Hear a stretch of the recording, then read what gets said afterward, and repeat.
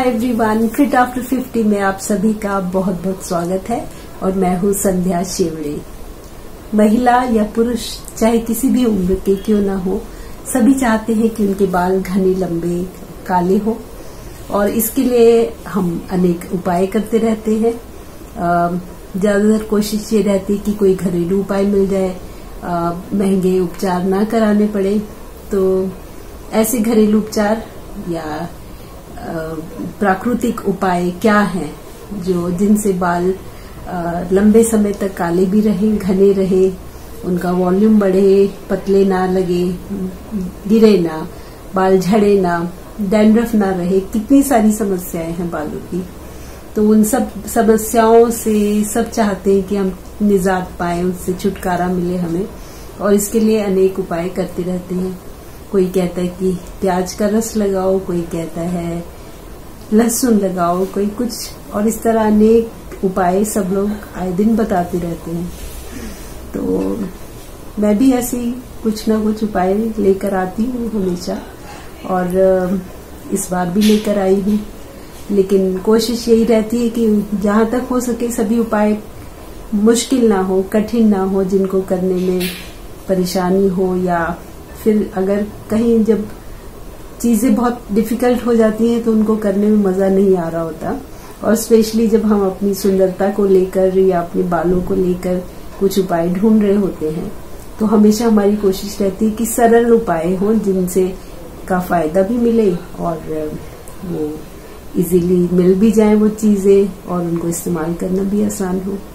तो आज एक ऐसी रेसिपी लेके, एक ऐसा ही उपाय लेकर मैं आप लोगों के सामने फिर हाजिर हूँ, और अपने बालों को फ्लॉन्ट करना मुझे अच्छा लगता है। फ्लॉन्ट नहीं कहूंगी, लेकिन जब बाल अच्छे दिखते हैं तो आपका मन करता है कि आप उन्हें खुले भी छोड़ें और कुछ ऐसे स्टाइल बनाएं जिससे बालों की जो सुंदरता है वो और ज्यादा खिल कर दिखे।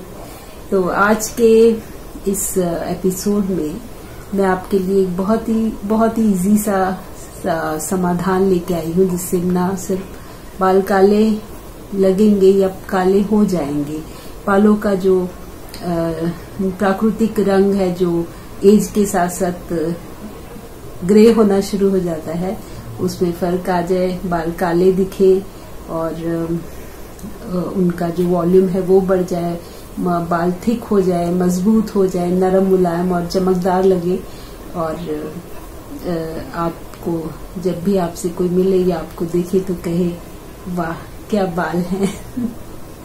जी, तो आगे की वीडियो में आप देखेंगे कि आयुर्वेद में ऐसी बहुत सारी चीजें हैं जो जिनसे हमें बहुत फायदा हो सकता है।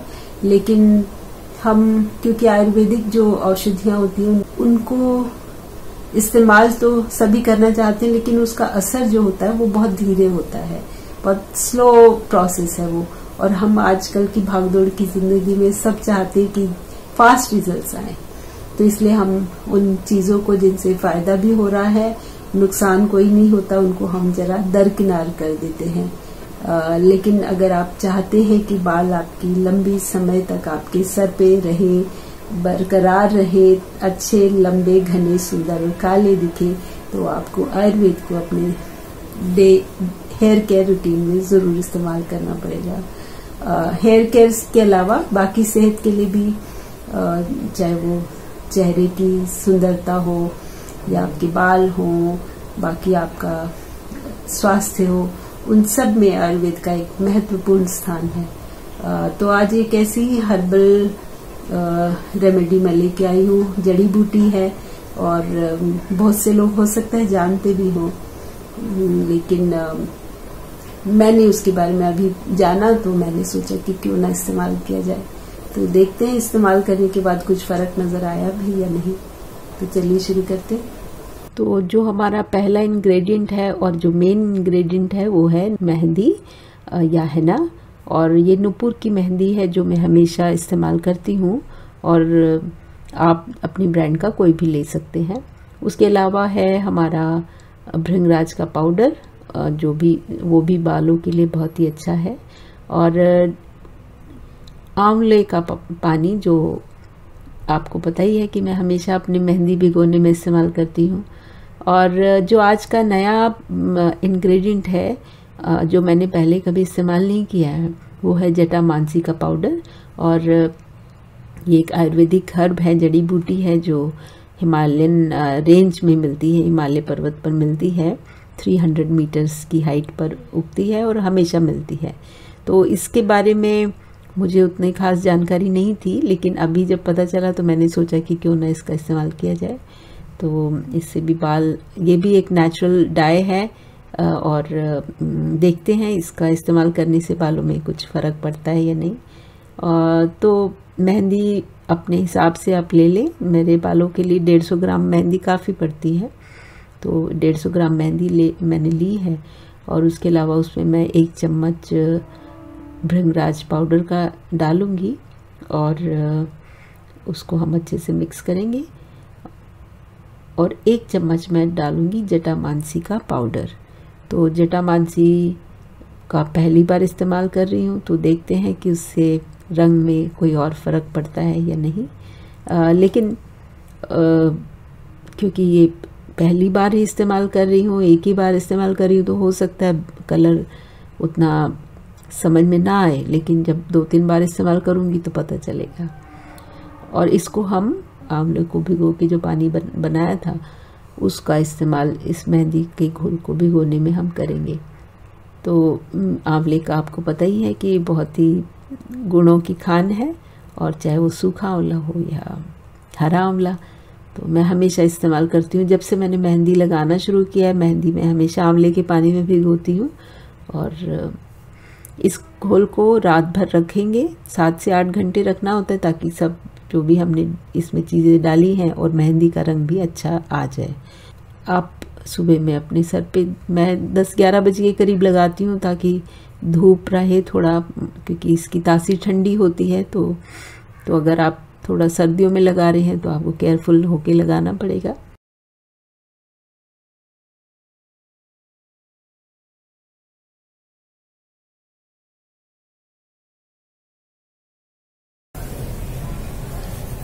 तो मेहंदी को 3-4 घंटे रखने के बाद मैंने सर धो लिया।